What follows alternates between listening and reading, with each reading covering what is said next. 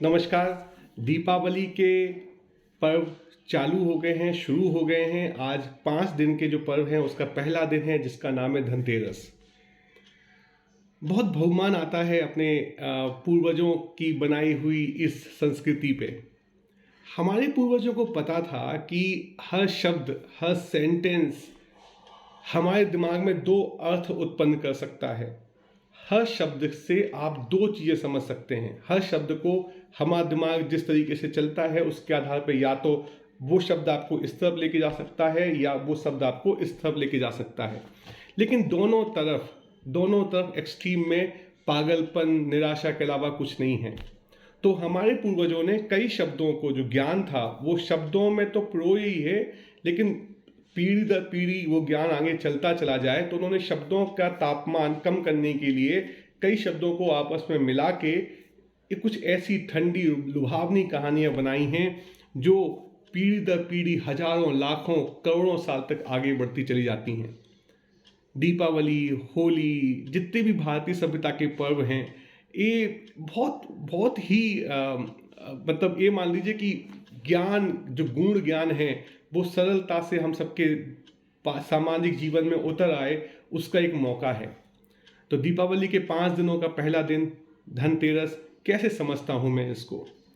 धनतेरस, गाड़ी और सर्विस, आपके पास कार, मोटरसाइकिल, स्कूटर कुछ होगा, तो गाड़ी और उसकी और सर्विस, इन 2 चीज़ों को किस तरीके से आप जोड़ते हैं उससे तय होगा कि आप किस तरीके से धनतेरस एंजॉय करते हैं।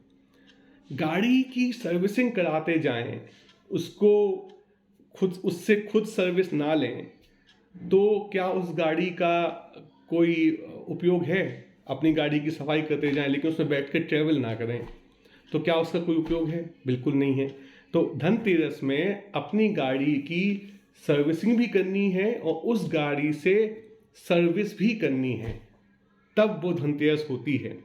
तो धन किसे कहते हैं और गाड़ी का उपयोग किस लक्ष्य तक जाने के लिए करना है, यह सोचना जरूरी है। तो धन क्या है? पैसा तो सबको पता है कि धन है, ये शरीर भी धन है, ये हमें मिला है। ये बुद्धि, ज्ञान, ये सब भी धन है। मन की जो शक्ति है, जो ब्रेन की क्षमता है, दिमाग की क्षमता है, ये सब धन है। स्वास्थ्य भी धन है, बुद्धि भी धन है, पैसा भी धन है। संसार जो दिख रहा है, जो साथी संबंधी हैं, जो समुदाय है, ये सब भी धन है। तो आज इस धन की, इस सभी प्रकार के धन की सर्विसिंग भी करनी है और इस धन से सर्विस भी करनी है। किसकी सर्विस? आपकी सर्विस, हमारी सर्विस, सबकी सर्विस, संसार की सेवा। सर्विस मतलब सेवा। तो गाड़ी की या सफाई सर्विसिंग करनी है और संसार की सर्विस करनी है। कैसे करें सर्विस?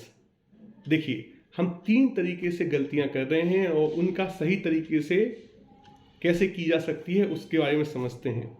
आज हम धन का संचय करने में लग गए हैं और धन एक बहुत बड़ी पहेली है। धन का उपयोग तभी है जब आप धन को छोड़ते हो। यदि धन को संचय कर लोगे तो धन की जो क्षमता है, जो ऊर्जा है, जो उससे आप मजे ले सकते हो, वो आपको नहीं मिलेंगे। मतलब धन की शर्त ही यही है कि वो धन तभी है जब वो आपके हाथ से निकले। यदि वो आपके हाथ में रुक गया तो किसी काम का नहीं। तो जितना पैसे को बचाने की कोशिश करोगे उतना पैसे को नष्ट कर देते हैं हम लोग। तो आज हमें समझना है कि पैसे को बचाना तो बिल्कुल भी नहीं है, क्योंकि साबित हो गया है, हम सबको पता है कि रखा हुआ नोट तो कागज का है। उसका जब तक उपयोग नहीं करेंगे तब तक उसका कोई मतलब ही नहीं, उसको साबित भी नहीं कर सकते कि वो धन है। तो हमें उपयोग करना है। तो कैसे उपयोग करना है, वहाँ 3 तरीके जो हैं और उससे क्या मिलता है हमें या हम क्या खो सकते हैं वो समझ लेते हैं। धन से हमें मिलता है ज्ञान। ज्ञान मतलब हमें कुछ सीखने को मिलता है। धन से हमें मिलता है दर्शन, कुछ नया जानने को मिलता है। दर्शन और ज्ञान में क्या फर्क है? दर्शन में आपने देख लिया, ज्ञान में आपने उससे सीख लिया। तो देखना और सीखना, देखना है दर्शन है, सीख लिया तो ज्ञान है। जनरली दोनों साथ साथ होते हैं। और तीसरा, देख लिया, सीख लिया तो उसके बाद किस तरीके से चलना है उसको चारित्र कहते हैं, उसको हमारा व्यक्तित्व कहते हैं। तो धन से ये 3 तरीके का, चाहे वो पैसे वाला धन हो, चाहे शरीर का धन हो, चाहे वो ज्ञान का धन हो, उससे हमें सर्विस करनी है, दूसरों की सेवा करनी है, खुद की सेवा करनी है। और ये 3 चीज़ें हमें, 3 तरीके का जो ईंधन है वो कमाना है, और धन की गाड़ी में ज्ञान, दर्शन और चरित्र का ईंधन डाल के लक्ष्य मतलब लक्ष्मी की तरफ जाना है। तो 3 तरीके की चीज़ें, ज्ञान, दर्शन और चरित्र को बेस्ट तरीके से मतलब ज़्यादा से ज़्यादा कैसे प्राप्त करें, उसके 3 सूत्र हैं। पहली बात कि जो भी धन हो उसको एकदम बाण जैसे खर्च नहीं करना है, मतलब बड़े बड़े खर्चे कम करना है, क्योंकि बड़े खर्चे करने में एक अनुभव मिलता है आपको। 1 लाख रुपए की मैंने एक मोटरसाइकिल खरीदी, सामने वाले से बातचीत करने का सिर्फ एक अनुभव मिला मुझे, लेकिन वही 1 लाख रुपए में मैंने मोटरसाइकिल को 100 बार किराए पे लिया तो मुझे 100 अनुभव मिल रहे हैं। तो कहने का मतलब अनुभव, नंबर ऑफ अनुभव हमें ज़्यादा मौका देते हैं नई नई चीज़ों को देखने का और उनसे सीखने का। तो छोटे छोटे खर्चे लेकिन बहुत जल्दी जल्दी करने की जो कला है, उससे हमें ज़्यादा ज्ञान, ज़्यादा दर्शन और सामने वाले के व्यवहार से खुद के व्यवहार पर रिफ्लेक्ट करके ज़्यादा अच्छे से अपने चरित्र को अच्छा करने में मौका मिलता है। तो छोटे छोटे खर्चे ज़्यादा करने से ज़्यादा फायदा है, बड़े खर्चे 1-2 बार करने से। दूसरा,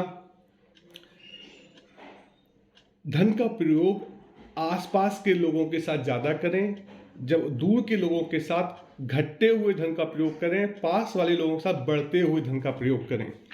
बढ़ते हुए धन और घटते हुए धन का क्या मतलब है? कुछ धन ऐसा होता है जो अगर आप घर में छोड़ देंगे तो वो उसकी वैल्यू कम हो जाती है। नोट, तो नोट अगर घर में छोड़ दिया तो उसकी वैल्यू कम हो गई। लेकिन कुछ धन ऐसा होता है जैसे कि मान लीजिए पशु, बकरी हो गई, मुर्गी हो गई, ज्ञान हो गया, इसका हम जितना उपयोग करते हैं उतना इसका वैल्यू बढ़ता जाता है, मतलब रखा हुआ भी बढ़ता जाता है, उसमें नेचुरल प्राकृतिक ग्रोथ की क्षमता होती है। धैर्य, तो ऐसे जो धन है इनका उपयोग हमें पास वाले लोगों के साथ करना चाहिए, नोट का उपयोग दूर वाले लोगों के साथ करना चाहिए। तो इससे क्या फायदा मिलता है? इससे हमें ज़्यादा एक मतलब सॉलिडनेस, सॉलिड तरीके के अनुभव, सॉलिड तरीके के ज्ञान और सॉलिड तरीके के चारित्र मिलते हैं। और तीसरा जो बहुत बड़ी बात जो हमें समझनी चाहिए कि अपना धन जितना व्यवहार करें खुद के धन से करें, ना कि किसी दूसरे के धन को प्राप्त करके। मतलब अपना धन क्या होता है? हमारी खुद की बुद्धि, हमारा खुद का शरीर।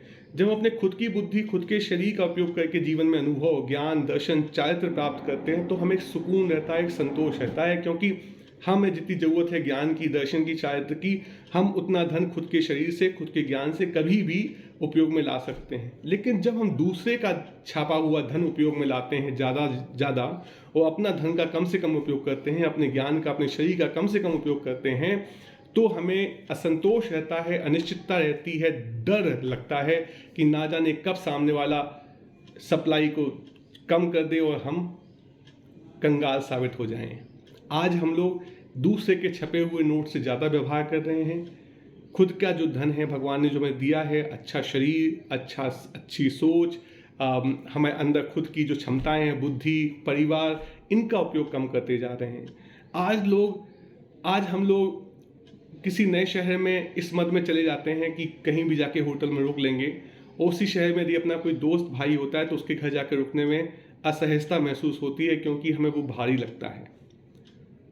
आज हमें घर में पका हुआ अच्छा भोजन जो हमें ज़्यादा पोषक दे सकता है, जो हमें अंदर के धन को बढ़ा सकता है, उसको करने में आलस आता है, और जो बाहर दूसरों के छपे हुए नोटों से गंदी कम क्वालिटी का भोजन करने में ज़्यादा आनंद आता है। कहीं ना कहीं कुछ ना कुछ गड़बड़ तो हो रही है। तो आज इस धनतेरस में जो 3 तरीके मैंने आपको बताए हैं कि धन का उपयोग ज़्यादा से ज़्यादा छोटे से छोटे तौर पे करें, धन का उपयोग पास वाले लोगों के साथ तब करें, उस तरीके का धन का उपयोग करें जो सहज बढ़ता है। दूर वाले लोगों के साथ अगर व्यवहार करना है तो घटते हुए धन से करें। और तीसरा, अपनी खुद का जो प्राकृतिक धन है भगवान ने दिया है, इसका उपयोग ज़्यादा से ज़्यादा करें, और दूसरे के छपे हुए नोटों का उपयोग कम से कम करें। यदि नोटों का व्यवहार में उपयोग करना ही है तो कोशिश कीजिए कि आपसी मान्यताओं के बीच में, जिसे हम बार्टर कहते थे, उस तरीके की कोई व्यवस्थाएं बना लें, कोई गिफ्ट इकोनॉमी बना लें। परिवार में क्या नोट उपयोग करते हैं? नहीं करते हैं। तो कुछ परिवार का जो दायरा है, जो डेफिनेशन है, वो इतनी बढ़ा लें कि हमें दूसरों के नोटों के छपे हुए नोटों पे ज़्यादा विश्वास ना करना पड़े। इससे हमारे डर जो है, जो कंगाली का डर है, वो निकल जाएगा, हमारी क्षमताओं का विकास होता जाएगा और हम ज़्यादा संतोषीपूर्वक रह सकते हैं। तो धनतेरस के संदेश के लिए बहुत बहुत धन्यवाद सुनने के लिए। कल नरक चतुर्दशी है, उसके बारे में कल विवेचना करेंगे।